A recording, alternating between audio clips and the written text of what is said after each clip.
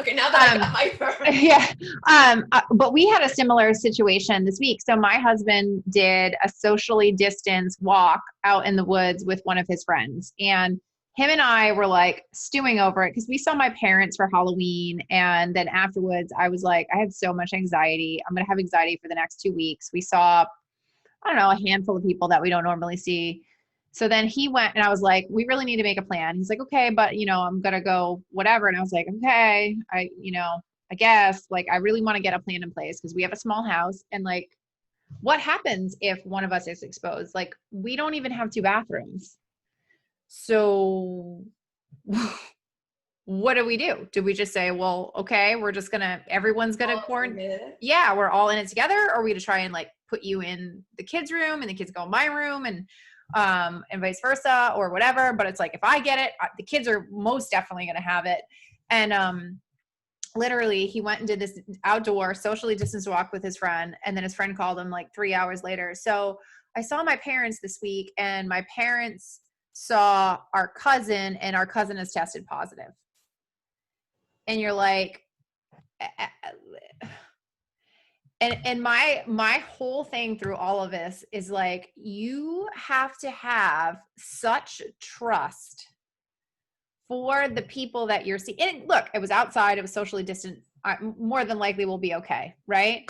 But like at what point do you have to say like I'm sticking to these people because these are the people who have the same values as I do when it comes to mask wearing and hand washing and this and that and the other. And it's like, it's so hard.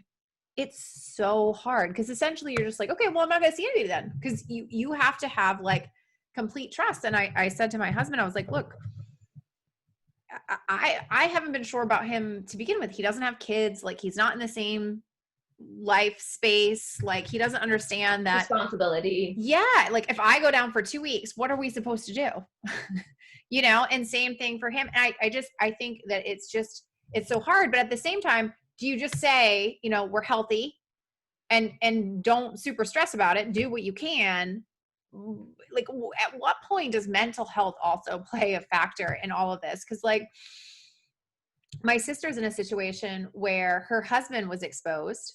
So he's quarantining at their house. They're similar situation to us. They have a small house. He's quarantining at their house.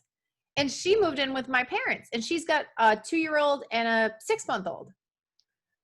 So you're like, how are people supposed to like, what do you do?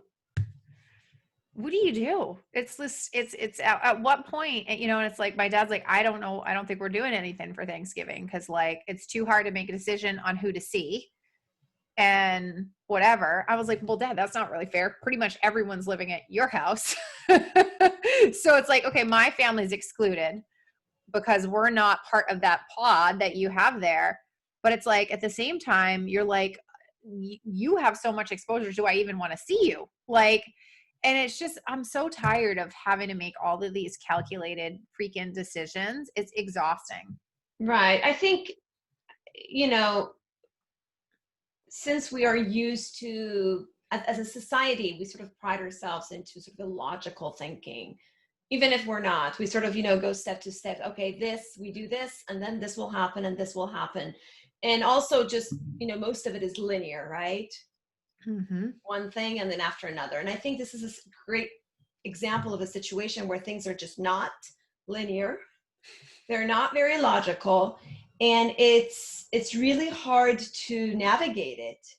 And people's logic level, obviously, when it comes to specifically to this instance, is also all over the place.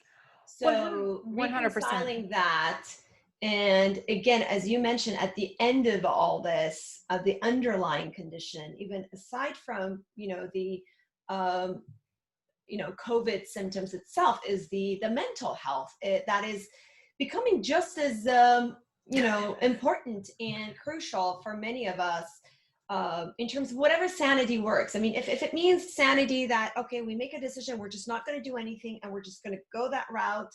It's going to be only our immediate family, and that's the way we're going to be for the next, 4 months or whatever. And that's okay. I mean, if that's that, I don't know. Sometimes I feel like if one has a strict either way decision and you go that about it, sometimes it's easier. But then again, this situation is not even allowing that. It's so dynamic that Mm. we are forced to make decisions, and a lot of our decisions seem to be at odds, right? And we're not used to be in that space Yeah. that, like, things are not congruent, and it's a sort Yeah. of a murky place to be. And yeah, it's very exhausting. It's Yeah. emotionally and mentally very exhausting, and it's a vicious cycle, because when you're so exhausted mentally and emotionally, then your immune system goes down. Then of course you're more susceptible to that darn virus, even if you're not. And again, you're seeing people that are getting it that are supposedly careful. And And I think this notion of, oh, people that are getting it are people that are not being careful also is not necessarily true. But it's all over the place. I 100% agreed. And I think the thing for me, right? Like I wouldn't be so concerned if hospitals weren't so full.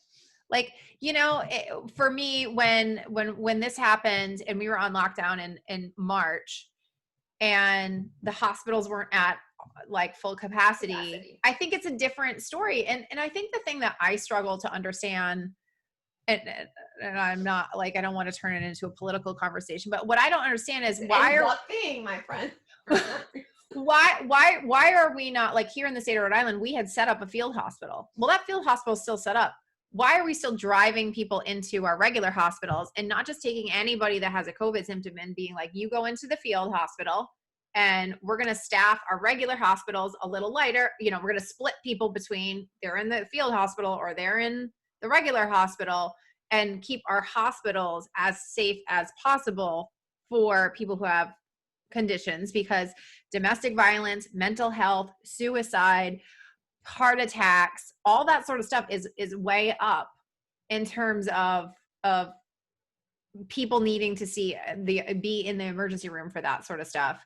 Yet we're mixing them in with people who have COVID, and we're mixing the staff in, and it's just, to me, it's just like, I don't know why we're not making some sort of division there, number one. And number two, it's like, I would feel personally more comfortable about getting a virus if I knew like our hospitals are not at, 90%, 95% capacity. And I think that's the balance for many people. It's like, I know I'm healthy, but you just don't know. Like there's this big old question mark.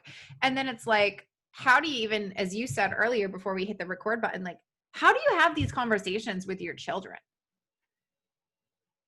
Being realistic, and at the same time not making them too fearful of the situation, so it sort of affects their mental and emotional health more than it already is, right? Right. That's the Yes, but here's the thing that I mean, maybe it's just me because I don't have a huge house, right? But like, how do you even get to have a conversation with your partner to be like, okay, here's the plan, without listening ears and listening? It's just like the space, the actual space. the space, not only like literally the Literally space, the space, but also like physically the space to actually be able to think.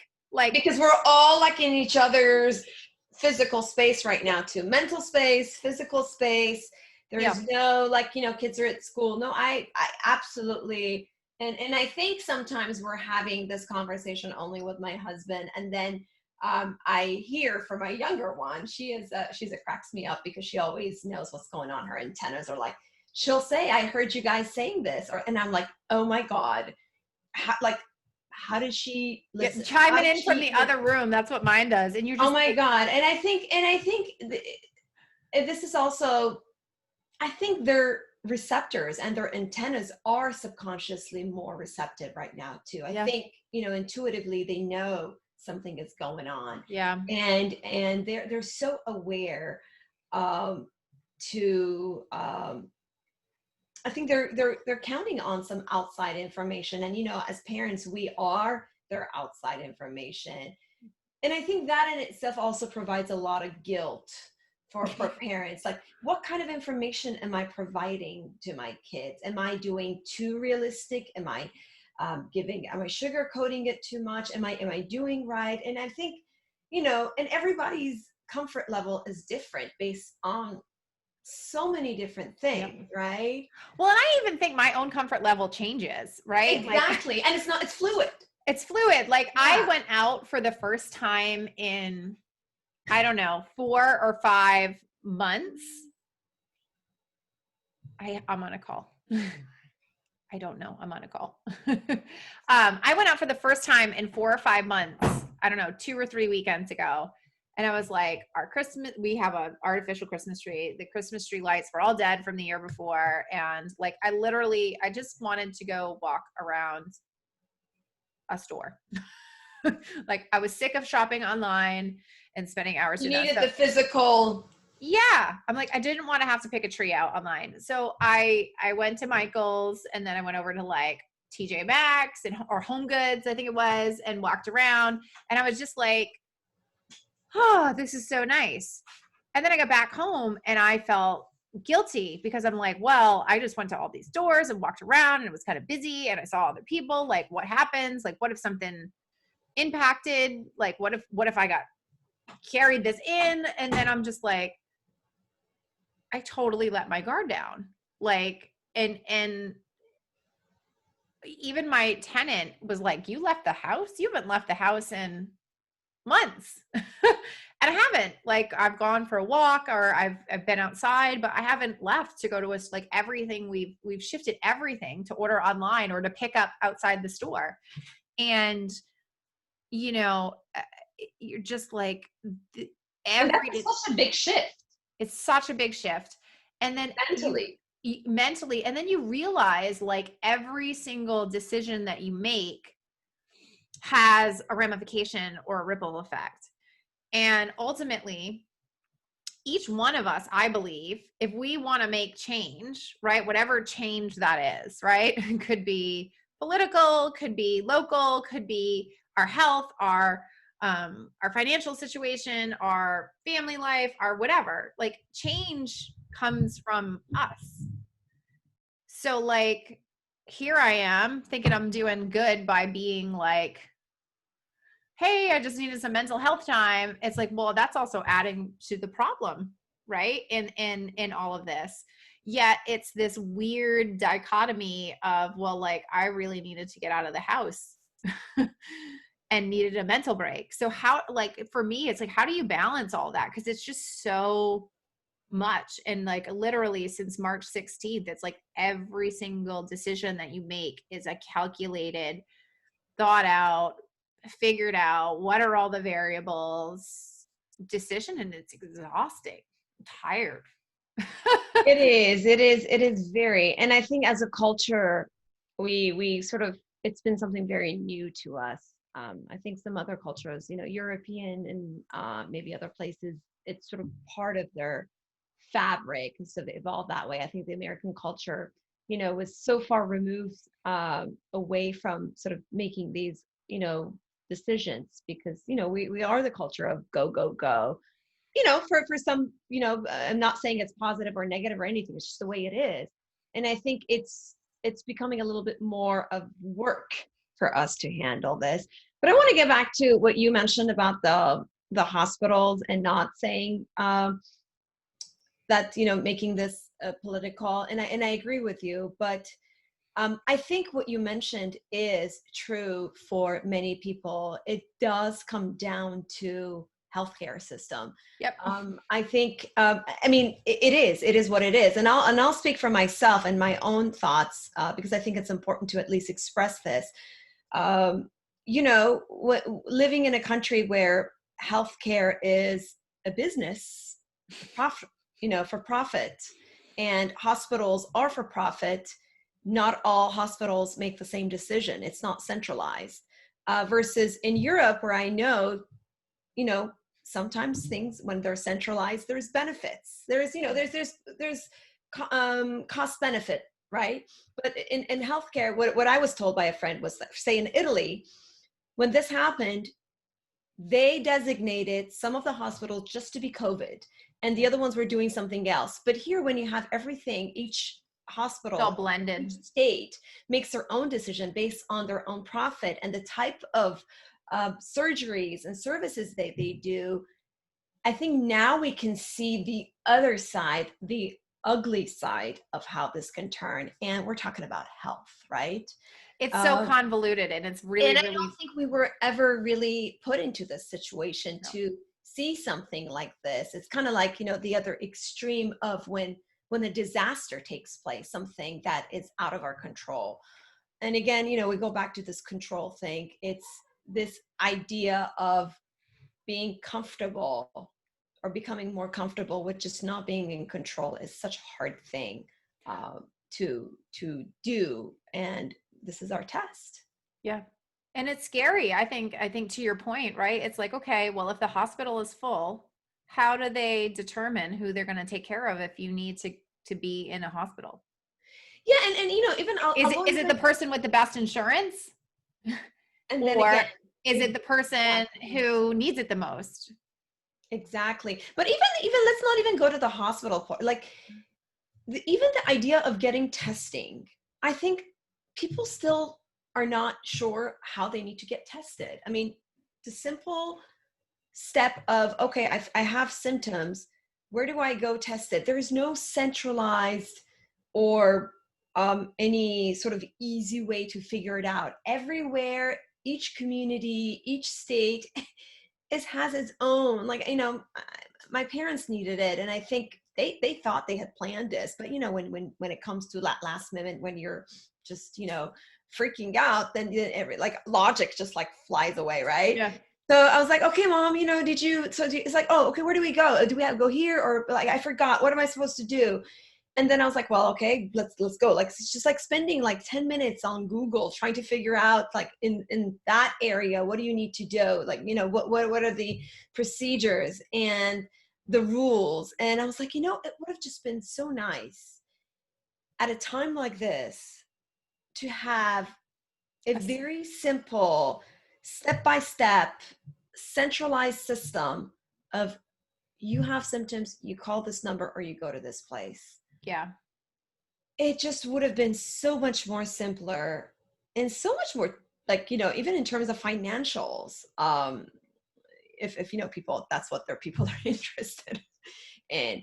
But forget about that, just like lives. So I think these are also adding to the frustrations. It's just frustrating all around. And again, it goes back to, what do we do now that we have all this information? What's the next step? What can we do? What are the things that I can personally do to help from just like an individual level, Yeah. versus things that, these are just like beyond me, and can't do really anything. I have to send you, David Goggins did, I don't know if you're familiar with him. He wrote the Can't Hurt Me book. He's very much like a mindset guy, a lot of profane language, just warning you ahead of But time. real. But very real. And he's a former military person. And he did a 2-minute live the other day. And it was like talking about all the presidents he's seen in his lifetime and how everybody wants change. And he talks about how change comes from within. And it's a 2-minute video. It's super succinct. Yes, there is some swearing. So if that's going to bother you, don't go watch it, because he does swear like crazy. That's the last thing that bothers me. But it was really, really powerful, because it was like, it's just these 2 minutes of like hyper succinct talking about how each one of us have to be responsible for the change that we want to make. And I think I watched that this morning, and it was like, you know what? I can do what I can do to change it. I can't change anybody else. Absolutely right. And I think this is a very tough time to sort of come to that realization, or at least sustain that to feel empowered. So much is going on that we just feel so helpless. But Yeah. the reality is, we are actually very much empowered to do what we can Yeah. to keep our individual and our at least our family, immediate family, and people that we interact, because these things have a way of influencing other people in our own circle. So as tough as it may seem, I agree. And, I'm trying to implement things or procedures or steps or rituals or whatever you want to call it in my daily or weekly um, sort of routine that I can reinforce these moments. And I'll tell you, like this conversation we're having right now, this is one of them. What we're doing right now is something that I feel empowers me because, I'm discussing all sorts of things with somebody. We're brainstorming. And it's, first of all, it makes me realize that I'm not alone. Everybody's has, their share of problems, joys, and, it's positive. It comes, in a package. And there's different perspectives, and people, there's still a lot of good out there, even if it's so hard to realize that and see that, and it empowers you afterwards to say, you know what, I'm going to keep doing what I need to do to get out of this, because eventually we will come out of this sooner or later. There is a way, and oh boy, we're going to come out of this with a whole list of things to work on and sort of change from who we were even a year ago. Now, you said March 16th. Yesterday was November 16th, right? So literally crazy to think how this 8 months has changed so much in such a short span of time. And 100%. Sometimes, honestly, I just need a moment to really let it sink in. But there's going to be so much change. And again, a lot of those changes that will come are good things. 100% agreed. They are good things. They are insights as to, wow, we can do it this way. And there's room for growth and opportunity and all sorts of things to make it better. And, it is a wake-up call. But, at the same time, trying to keep our heads above the water and making sure our mental health at least at a level to, it's not going too down. I think it's okay to accept that this is a tough time, and overall, we're all just going to be in a tough time. And I think for the most part, we probably have realized that. It's just that making sure we just don't go too deep down. Yeah, it's a balance. Just having those moments that we do see the good, we do see the light, we are able to enjoy the little things. Overall, we're down, and I think we have accepted that. But just knowing that even in this downtime, there are things we can do, and we eventually will come up. That's probably the key. And again, just having that intuition about what are the things I can personally do, what can I do on a personal level, what can I do in my own family, community, to do the things that I need to do. Yep. Yeah. So 100%. Feel lighter. I'm here for you, girl. Oh, thank you. Thank you so much. Thank you so much. It's so funny because, 10 minutes even before this call, I was like in such a scattered place. And I was like, oh, I'm going to have this call. And it actually was like, no, I'm you would think sometimes, I think if it was before this, maybe I would have maybe had this tendency that, you know what, I'm just not feeling in the right place to do this. I was like, no, actually, this is exactly the time I want to do it. I just need it. I need to let it out and see and hear a different perspective, maybe. Yeah. It's much needed. So I don't think we even said hi or anything at the beginning of our. That's okay. They know who we are. Whoever's watching, if they are, who knows? Hi and bye. It was one of those days. One of those days. We all have it. We wake up every morning. We're like, okay, we're just going to make this work another day. And I think, again, mentally, I am preparing for a bit of a rough winter. Yeah. It just, everything that I'm sensing is telling me, it's going to get colder. It's going to be darker. And I think the holiday seasons, is going to make us a lot more nostalgic, obviously, for needing that connection. Yeah. And we're all just. We should talk about that next week. We should just talk about the holidays because I think that's important.